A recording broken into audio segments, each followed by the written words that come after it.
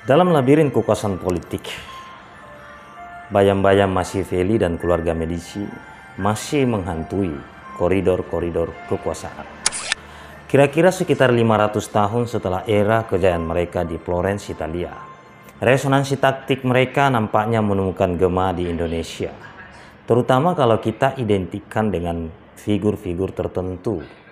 Dalam hal ini barangkali adalah Pak Jokowi. Lalu bagaimana hubungannya dan apa strategi politik yang dijalankan oleh Medici dan Machiavellian yang tercermin di dalam kepemimpinan Jokowi? Mari kita ulas hanya di INN Indonesia.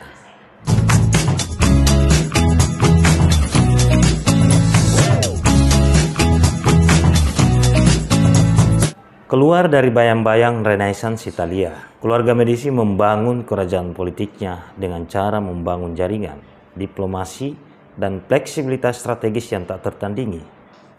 Mereka bukan hanya mesenat seni, tapi juga adalah arsitek kekuasaan.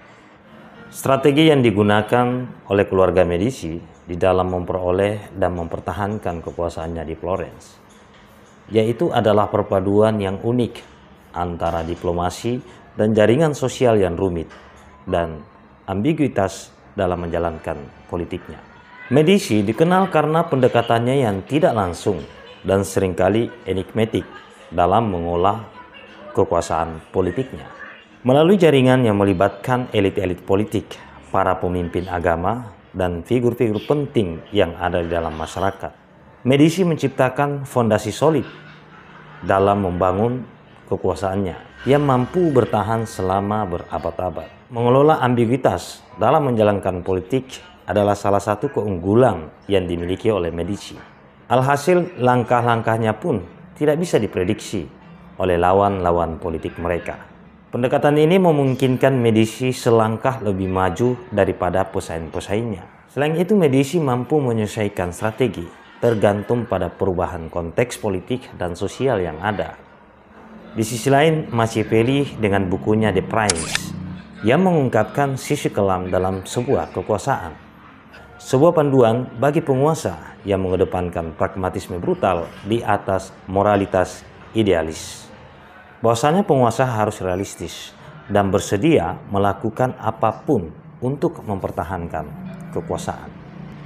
Inilah garis besar dari cara pandang Machiavelli tentang kekuasaan politik. Nah, bagaimana di Indonesia, terutama dalam konteks hari-hari ini?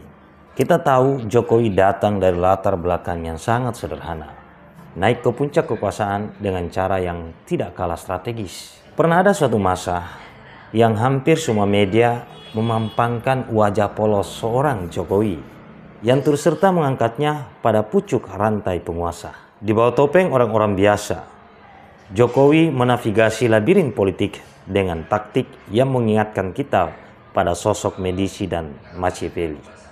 Pada konteks ini, Jokowi tidak berbeda jauh dengan Medici. Jokowi membangun jaringan yang melintasi batas-batas partai politik tradisional. Dan pada saat yang sama, kepemimpinannya mencerminkan prinsip Machiavellian. Bentuk lain yang telanjang adalah pencalonan putranya yakni Gibran Rakabuming Raka sebagai calon wakil presiden Republik Indonesia. Sekilas ini adalah langkah catur politik yang cerdas, di luar dugaan dan sangat menohok bagi lawan politiknya, namun menguntungkan bagi Jokowi. Persis Medici menggunakan jaringan dan pengaruhnya untuk menempatkan pion-pionnya secara strategis dan taktis. Hasilnya, Mahkamah Konstitusi mengubah ketentuan tentang syarat pencalonan calon presiden dan calon wakil presiden. Pada titik ini, cermin antara Medici, Machiavelli, dan Jokowi terlihat sangat jelas. Seperti Medici yang memanfaatkan seni dan jaringan sosial untuk memperkuat kekuasaan, Jokowi menggunakan aliansi dan diplomasi politik yang sama. Sementara itu, prinsip Machiavellian yang mengutamakan hasil atas cara tercermin dalam kebijakan-kebijakan Jokowi yang selama ini sangat kontroversial. Anggap saja Omnibus Law dan seterusnya, yang menimbulkan pertanyaan tentang etika dan moralitas politik hari ini. Undang-Undang Omnibus Law salah satu kebijakan Jokowi yang paling kontroversial di eranya. itu merupakan contoh sempurna melalui pendekatan Machiavellian. Meskipun mendapat kritik yang luas dari berbagai kalangan, Jokowi tetap dengan tegas mendorong penerapannya. Betapa pentingnya mengesampingkan moralitas dan etika politik, terutama moralitas personal demi keuntungan politik secara luas atau secara besar. Satu lagi tentang rencana ambisius Jokowi untuk memindahkan ibu kota negara dari Jakarta ke Kalimantan. Pengambilan keputusan itu adalah cermin dari keberanian seorang Jokowi dengan segala konsekuensi politiknya.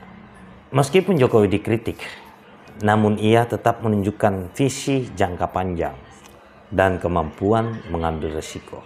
Untuk tidak menyebutnya nekat, sebuah kualitas Machiavelli sejati. Pendekatan Jokowi dalam politik tidak hanya mencerminkan gaya politik yang baru, tetapi ia juga mengocok ulang struktur-struktur yang ada. Dengan menempatkan Gibran dalam kontestasi dengan kebijakan yang memicu kontroversi, Jokowi terus mengubah papan catur politiknya dan menciptakan dinamika yang selalu berubah-ubah dan sulit untuk diterka. Inilah gaya politik enigmatik ala Jokowi. Jelas hal ini bukan hanya sekedar narasi tentang seorang pemimpin dan strategi-strateginya. Suka atau tidak suka, ini adalah realitas politik yang lebih besar, di mana kekuasaan, pragmatisme, dan visi jangka panjang saling bertautan dalam tarian politik yang rumit. Jokowi muncul bukan hanya sebagai pemimpin, tetapi juga sebagai arsitek kekuasaan yang mengerti bagaimana mengatur dan memanipulasi struktur politik demi mencapai tujuannya. Pertanyaan yang muncul adalah bagaimana strategi ini akan mempengaruhi demokrasi di Indonesia?